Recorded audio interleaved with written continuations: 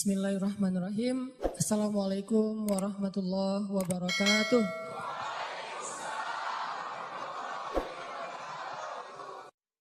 Kita akan ngebahas teknis untuk bisa menghijrahkan status dengan melobi langit.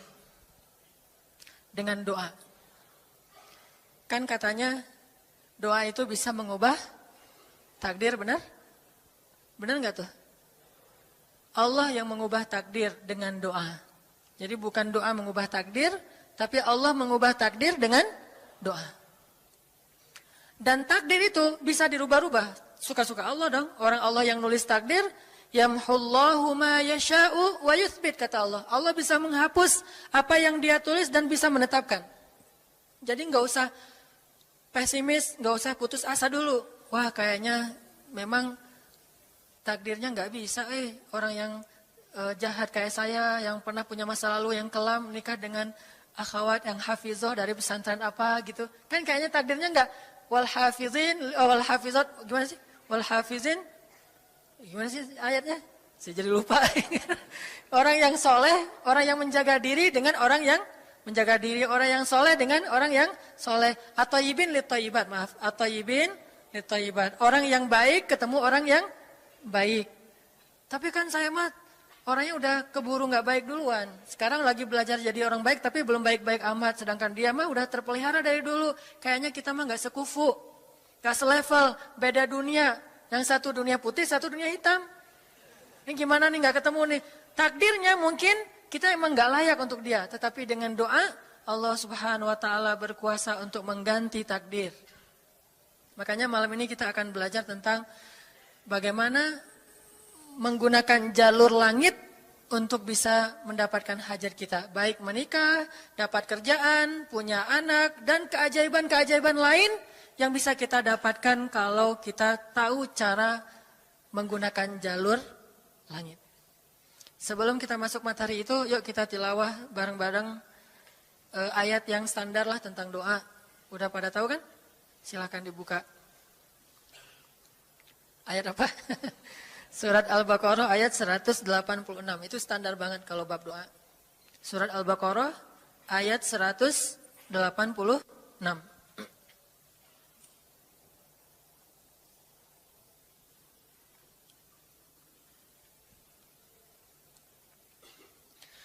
A'udzu billahi minasy syaithanir rajim. Enggak?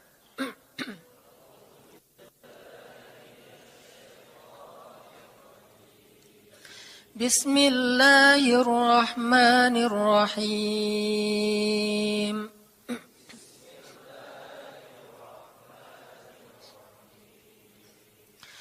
Wa idza sa'alaka 'ibadi 'anni fa inni qarib.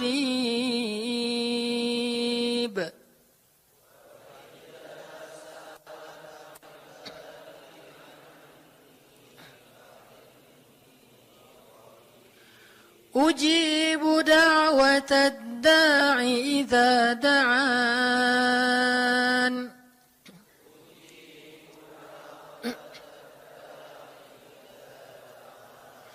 Falyastajibu li wal yu'minu bi la'allahum yarshudun.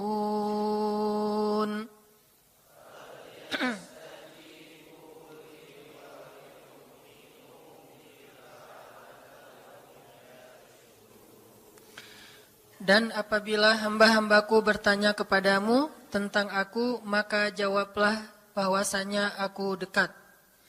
Aku mengabulkan permohonan orang-orang yang berdoa kepadaku apabila dia memohon kepadaku. Maka hendaklah mereka memenuhi segala seruanku dan hendaklah mereka beriman kepadaku agar mereka selalu berada dalam kebenaran. Shadaqallahul azim.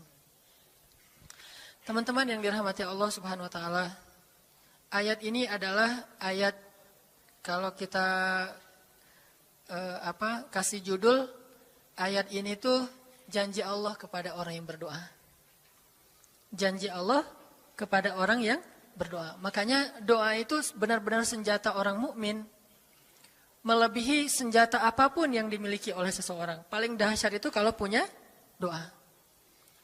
Jadi kalau orang yakin kepada Allah, maka dan keyakinan dia kepada Allah lebih besar daripada keyakinan dia kepada apapun, maka selama dia masih bisa berdoa kepada Allah, dia tenang.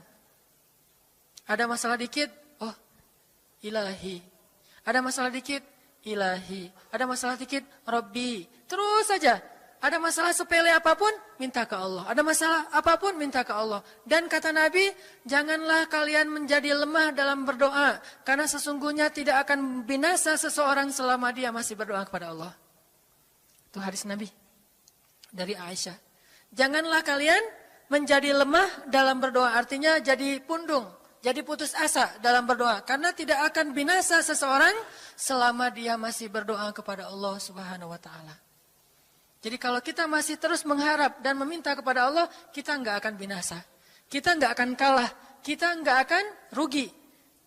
Dan kata para ulama, segala sesuatu di dunia ini akan pergi dan tidak kembali. Ini clue penting nih, bisa dicatat. Segala sesuatu di dunia ini akan pergi dan tidak akan kembali kecuali doa. Dia pergi dan dia pasti akan kembali. Segala sesuatu kalau udah pergi di dunia ini, nggak akan kembali lagi. Kalau pergi di sini maksudnya pergi kepada Allah. Tapi kalau doa pergi ke Allah, dia pasti akan balik lagi kepada yang meminta. Satu-satunya yang pergi ke Allah dan kembali di dunia ini hanyalah doa. Makanya ayat ini kalau kita kasih judul adalah janji Allah kepada hambanya yang berdoa. Allah berjanji, apa kata Allah? Inni qaribun. Aku itu dekat. Maksudnya nggak mungkin aku nggak dengar doa kalian. Begitu kita berdoa, kita pikir, Allah dengar nggak ya? Jangan-jangan kok doa saya belum diijabah, kayaknya Allah nggak dengar yang kemarin, saya harus keraskan lagi suara saya. Nggak, ini qarib, arti ini qarib, aku itu dengar banget apa yang kamu ucapkan. Nggak usah diucapkan, di dalam hati aja Allah udah dengar. Siapa yang pernah berdoa di dalam hati terus langsung Allah ijabah? Rasulullah. Coba teman-teman buka awal juz kedua. Ayat surat Al-Baqarah ayat 144. Itu gara-gara Nabi ada harapan di dalam hati tapi nggak berani ngomong gitu ke Allah. Cuma dipendam di dalam hati doang. Tapi langsung diijabah oleh Allah. Ayat surat Al-Baqarah ayat 144. Allah berfirman, "Qad nara taqalluba wajhika fis samaa." فَلَنُوَلِّيَنَّكَ قِبْلَةً تَرْضَاهَا فَوَلِّ وَجْهَكَ شَطْرَ الْمَسْجِدِ الْحَرَامِ وَحَيْثُ مَا كُنْتُمْ فَوَلُّوا وُجُوهَكُمْ شَطْرَهُ وَإِنَّ الَّذِينَ أُوتُوا الْكِتَابَ لَيَعْلَمُونَ أَنَّهُ الْحَقُّ مِنْ رَبِّهِمْ وَمَا اللَّهُ بِغَافِلٍ عَمَّا يَعْمَلُونَ. Jadi ceritanya, orang Yahudi suka menghina kaum muslimin gara-gara orang Islam kalau sholat waktu itu masih menghadap ke Al-Aqsa, Palestina. Jadi kata orang Yahudi itu, lihat orang Islam mah fake. Suka niru.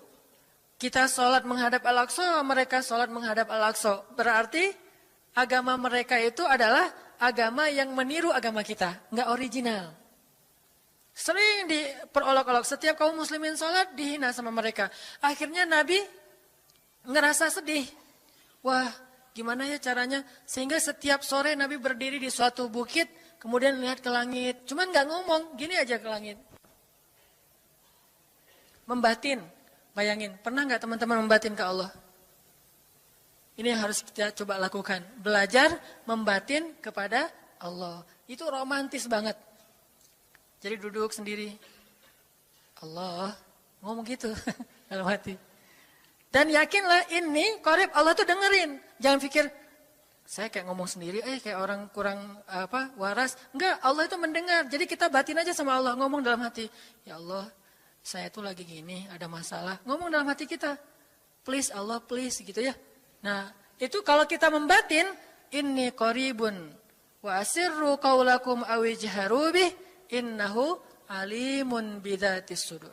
Jadi Nabi nggak enak mau ngomong, ya Allah tolong dong pindahin kiblat dari Masjidil Aqsa ke Masjidil Haram. Soalnya daripada dikata-katain melulu sama orang Yahudi, mau ngomong kayak gitu tuh nggak enak sama Allah. Malu Rasul ke Allah. Masa kiblat aja minta dipindahin. Akhirnya Nabi cuma ngelihat ke langit aja tiap hari. Udah selesai, pulang. Besok lihat lagi ke langit. Turunlah ayat ini. Sesungguhnya kami telah melihat bagaimana kamu selalu menengadahkan wajahmu ke langit. Maka kami palingkan kiblat ke arah yang kamu sukai. Coba lihat.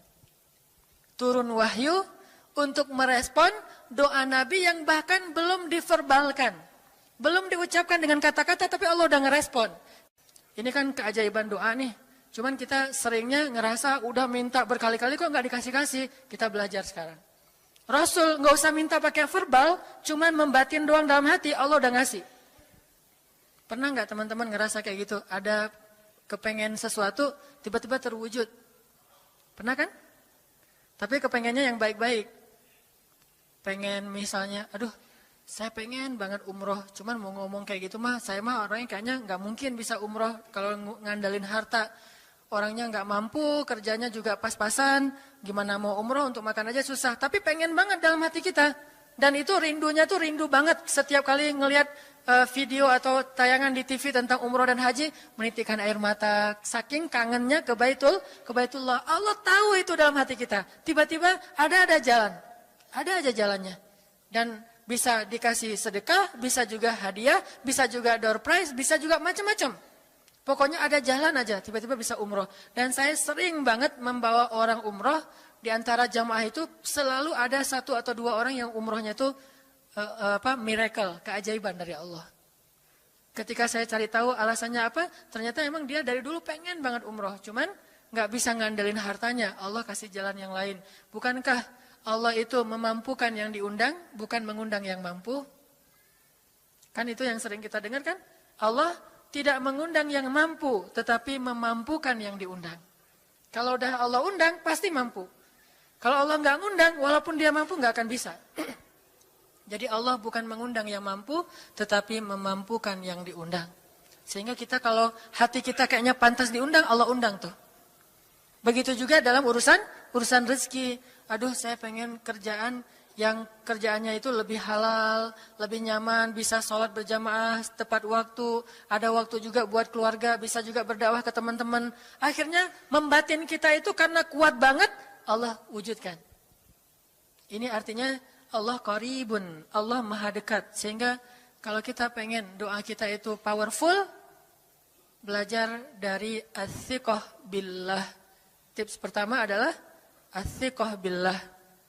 Percaya deh sama Allah. Percaya sama Allah. Jangan berdoa dengan ragu-ragu. Kayak kita datang kepada seseorang untuk minjem duit, tapi kita ragu. Dia nih kayaknya orangnya susah kalau dipinjemin. Kalau minta dipinjemin gitu. Ini saya lagi ada masalah dikit nih, boleh minta bantu nggak? Apa? Gimana ya ngomongnya? Susah ngomongnya tuh ragu-ragu gitu kan ya?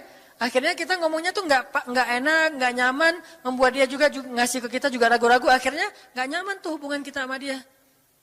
Tapi kalau kita yakin banget sama dia orangnya baik, kalaupun dia nggak ngasih dengan cara yang kita minta, kita yakin bahwa dia tuh pasti akan nolong kita. Sehingga kita akan curhat masalah kita itu dengan tulus. Bahwa kita punya masalah kayak gini-gini, bukannya kita mau minta-minta, cuman sifat dari manusia itu saling tolong-menolong, kita beritahu masalah kita. Dan kita yakin dia pasti akan nolong kita. Kalau nggak bisa ngasih duit, dia akan minta tolong kepada orang lain yang mungkin bisa membantu kita. Dia akan ngasih link. Dia akan memediasikan kita. Oh, aduh maaf ya saya juga lagi, sekarang lagi butuh uang. Ini lagi nabung-nabung juga. Sama, kita mah lagi sama-sama pengen hijrah status. Cuman, nih saya kenal ada temen nih yang dia alhamdulillah orangnya tuh suka banget bantu orang lain. Mungkin saya bisa merekomendasikan, saya bisa bantu kamu, ayo kita jalan bareng ngomong sama temennya. Pokoknya kita yakin dia bisa nolong. Nah kalau kita yakin, percaya sama Allah, Allah itu gak butuh perantara. Allah bisa nolong kita dengan cara apapun. Walaupun takdirnya udah ditulis, kamu tuh gak akan punya istri sampai meninggal dunia. Ya Allah masa gitu sih, gak akan punya istri. Ya Allah, tapi gimana masa saya mau hidup sendiri terus, kamu gak akan punya istri kata malaikat teh. Ini orang doanya katakan malaikat dengerin doa kita ya. Kalau di hati malaikat nggak tahu, tapi kalau di lisan kita doa, ya Allah, beri saya seorang suami yang benar-benar bisa mendidik agama saya. Kata malaikat, Neng, ganti doa yang lain aja tuh Neng. Itu mah takdirnya udah ditulis, Neng nggak akan punya suami. Kata malaikat. Kita mah walaupun malaikat ngomong gitu, biarin aja. Ya Allah, Engkau Maha Rahman, Maha Wadud, Engkau bisa mengubah takdir. Kata malaikat, ya juga sih. Cuman takdirnya udah ditulis, Neng. Ya Allah, terus aja. Tiba-tiba, tok, Assalamualaikum, Waalaikumsalam. Ayahnya nemuin, ternyata pas kita nguping dari kamar, wah itulah calon pangeran kita yang datang untuk melamar kita. Calon raja, calon imam. Malaikat heran-heran, wah subhanallah nih, si Enang ini gak putus asa dalam meminta. Kita juga gitu, doa aja terus. Walaupun takdirnya sudah ditulis, karena Allah bisa mengubah takdir lewat doa dan harapan. Masih ingat cerita seorang ibu di zaman Nabi Musa dulu? Yang datang kepada Nabi Musa bilang, ya Nabi Allah, ya Kalim Allah, saya gak punya anak, udah tua kayak gini, bisa gak ya? Saya minta tolong Nabi Musa doa kepada Allah supaya saya punya anak. Kata Nabi Musa, bisa aja sih, nggak apa-apa ibu. Ya udah saya doain, ya Allah, ini ada ibu minta anak. Kata Allah, ya Musa bilang ke dia nggak akan punya anak, itu sudah takdirnya. Kata Nabi Musa, ibu maaf, udah ada jawaban nih dari Allah. Gimana ya Nabi Musa? Allah bilang takdir ibu nggak akan punya anak. Oh gitu ya, ya udah deh pulang. Sampai di rumah, ya Rahim, ya Rahim. Doa aja terus. Besok datang lagi. Karena dia pengen tahu kabar dari langit. Nabi Musa itu bisa bicara ke langit. Ya Nabi Allah, saya mau tahu nih. Kira-kira Allah sudah memperkenalkan belum ya permintaan saya? Permintaan apa? Pengen punya anak. Tapi kan kemarin udah, kata Allah takdirnya gak akan punya anak. Ya coba aja dulu sekali lagi. Siapa tahu sudah mau, sekarang Allah memperkenankan. Wah ini benar-benar dia husnuzan sama Allah. Sikoh, percaya sama Allah. Gak percaya kepada yang lain, percaya sama Allah aja. Nabi Musa karena udah terus aja direngekin minta gitu, Nabi Musa bilang, ya Allah, ini ada ibu yang kemarin, gimana dong ya Allah? Kata Nabi Musa, kata Allah, ya Musa, takdirnya dia gak akan punya anak. Bilang sama dia, ibu, udah terima aja takdir ibu gak akan punya anak. Oh ya, pulang lagi. Ya Rahim, terus aja sepanjang malam, sepanjang hari doa. Berhari-hari datang lagi kepada Nabi Musa. Ya Nabi Allah, udah berubah belum? Udah mau belum Allah ngasih saya anak? Kan udah kemarin takdirnya, tapi coba lagi, sekali lagi aja. Nabi Musa minta lagi ke Allah, kata Allah masih yang sama, pulang lagi. Gak datang-datang lagi ke Nabi Musa. Setelah beberapa bulan, datang-datang bawa bayi. Assalamualaikum, sudah semangat sekarang, beda gitu ya. Kalau dulu Assalamualaikum, melas gitu ya. Sekarang Assalamualaikum, Nabi Musa. Kata ibu, ibu yang kemarin? Ya itu siapa? Anak saya. Anak ibu? Anak kandung maksudnya, bukan nyuri.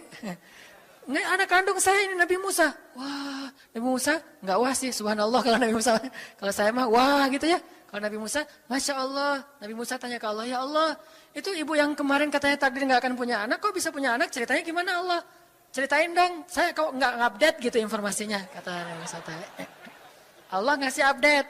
Kata Allah, Musa, setiap kali aku bilang dia nggak akan punya anak, dia terus berdoa dengan menyebut Ya Rahim, Ya Rahim. Allah itu kan senang banget dipuji, dan Allah lebih berhak untuk dipuji. Kalau kita senang dipuji nggak baik, kalau Allah senang dipuji, emang punya hak untuk dipuji kan? Allah senang dipuji. Dia bilang Ya Rahim, kamu bilang gak akan punya anak, dia bilang Ya Rahim, terus saja berharap. Wahai Musa, sesungguhnya rahmatku mendahului takdir.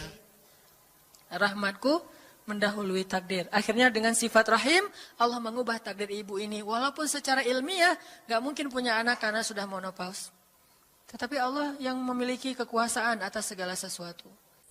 Nah, tips pertama adalah kalau kita pengen doanya powerful, melahirkan mukjizat dan keajaiban, adalah ats-tsiqah billah, harus percaya sama Allah.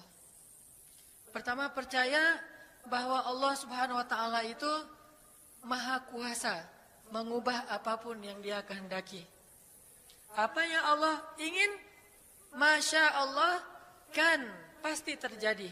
Wa man lam yasha lam yakun. Kalau Allah nggak pengen, nggak akan terjadi. Jangan suudzon sama Allah terus bilang, nggak enak banyak minta, amal saya sedikit, mending saya beramal aja nggak usah banyak minta. Jangan memperlakukan Allah seperti kita memperlakukan makhluk. Orang kalau kita banyak minta, dia akan kesulitan. Lama-lama dia akan merasa terganggu. Tapi Allah kalau nggak diminta, dia marah. Manusia kalau kita minta banyak-banyak, dia marah. Allah kalau kita nggak minta, dia malah marah. Masya Allah ya, luar biasa. Allah tuh senang banget kalau hambanya meminta. Sehingga di antara hamba yang paling Allah cintai, di antara hamba-hambanya, hamba yang paling banyak menengadahkan wajah dan telapak tangannya. Ilahi, ilahi. Minta sama Allah, Allah tuh suka banget diminta.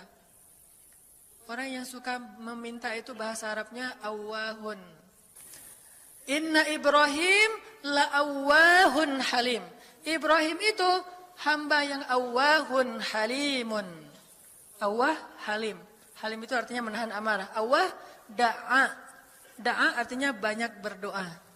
Kalau da' itu berdoa. Kalau da'a senang banget doa. Ada masalah dikit, ilahi, Rabbi. Ngadu aja ke Allah, manja gitu. Dan Allah tuh senang banget dengan hamba yang kayak gitu. Sehingga sampai Nabi mengatakan, mintalah kepada Allah walaupun cuman garam. Garam aja minta ke Allah. Sepele banget masalah kita. Ya Allah, mudah-mudahan nanti nggak macet ya. Minta sama Allah. Kok macet ya Allah? Ya biar kita sabar. Udah tahu jam macet berangkatnya telat gitu ya. Jangan salahin Allah. Tapi minta bilang, biasakan kita tuh komunikasi sama Allah dengan manja. Ya Allah, mudah-mudahan saya bisa jawab ujiannya. Udah belajar sih ya Allah, cuma nggak tahu kan semuanya di tanganmu. Minta ke Allah. Bismillahirrahmanirrahim. Makan ya Allah, ini rezeki darimu. Makasih ya, makan. Kalau bahasa lainnya makasih, alhamdulillah. Alhamdulillahilladzi at'amani hadza wa razaqanihi min ghairi haulin minni wala quwwah. Hafal tuh? Kalau enggak hafal, udah aja bismillah lah. Alhamdulillah gitu. Bismillah ya Allah, Masya Allah ini rezeki darimu. Udah selesai makan, udah sendawa gitu. Alhamdulillah, Allah baik banget. Ngomong sama Allah, sering-sering komunikasi sama Allah. Dan Allah itu, wa huwa ma'akum aina ma kuntum. Dia bersama kalian dimanapun kalian berada. Bersama ya, bukan ada. Kalau ada itu beda. Allah di mana-mana itu beda. Tapi Allah bersama kalian itu artinya Allah melihat, Allah mendengar, Allah menyaksikan, Allah mencatat, Allah maha menilai bersama kita. Kalau ada, dia bertempat. Sehingga nanti kalau ada anak bilang, "Mah, Allah di mana?" Allah ada di mana-mana, Dek. Tadi dia malah karena cerdas, kalau gitu di WC juga ada, kan nggak boleh kan? Ini jawaban yang keliru, kurang filsafat. Allah itu bukan ada di mana-mana. Allah bersama kita dimanapun kita berada. Itu beda. Kalau bersama, ma'iyah artinya Allah melihat, menyaksikan, mendengar, menghargai, dan terus memelihara dimanapun. Sehingga nggak usah khawatir bahwa ini mah nggak di masjid, nggak apa-apa. Selama bukan di tempat yang najis, seperti di kamar mandi atau di mana yang tempat-tempat yang nggak boleh, kita itu mah nggak. Tapi yang di tempat yang umum, di pasar, di jalan, lagi di kendaraan, di dalam masjid, di luar masjid, Allah, ilahi, Rabbi. Kalau perlu lebih manja lagi, pakai irama dikit. Allah, gitu. Kayak orang manggil temennya gitu. Atau kita miss call Allah dulu. Ya Allah, udah nggak ngomong apa-apa. Itu miss call. Miss call Allah. Ngapain miss call? Caper, kangen sama Allah. Allah, gitu lagi. Itu zikir kan? Allah, Allah, Allah. Kata Allah, ada apa hambaku? Allah lagi. Terus saja Allah di miss call berkali-kali. Pas Allah buka, wah 100 miss call. Allah 100 kali zikir. Udah 100 kali miss call, Allah yang telepon balik. Ada apa hambaku? Wah, ditelepon sama Allah. Lewat kejadian-kejadian hidup, tiba-tiba ada kejutan dari Allah. Langsung bilang sama Allah, thanks Allah. Kan romantis itu sama Allah. Jangan cuma sama cewek doang bilang thanks, segala macam bahasa-bahasa yang keren. Sama Allah juga harus keren. Tapi setelah thanks, alhamdulillah, karena itu yang paling baik. Intinya harus percaya sama Allah. Allah tuh senang banget didoain, kita berdoa kepadanya gitu. Allah tuh senang. Terus makna percaya sama Allah juga, kita percaya bahwa Allah itu nggak akan ngecewain orang yang berdoa. Ujibu da'watad da'i idza da'an. Aku pasti mengijabah doa hamba-hamba yang berdoa kepadaku. Enggak usah khawatir, pasti diijabah.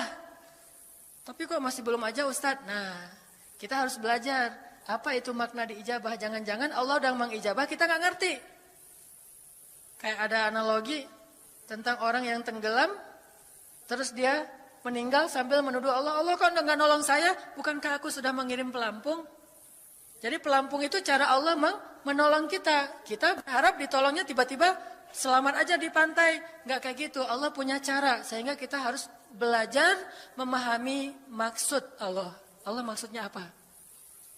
Di antara cara Allah mengijabah, kata para ulama, satu, Allah mengijabah persis seperti yang kita minta. Dua, Allah mengijabah yang lebih baik dari yang kita minta. Yang ketiga, Allah kalau nggak ngasih persis, ngasih yang lebih baik, dikasih di akhirat. Bahkan itu lebih keren daripada di dunia. Kok di akhirat sih? Ntar dulu. Akhirat itu jaraknya nggak jauh dengan kita.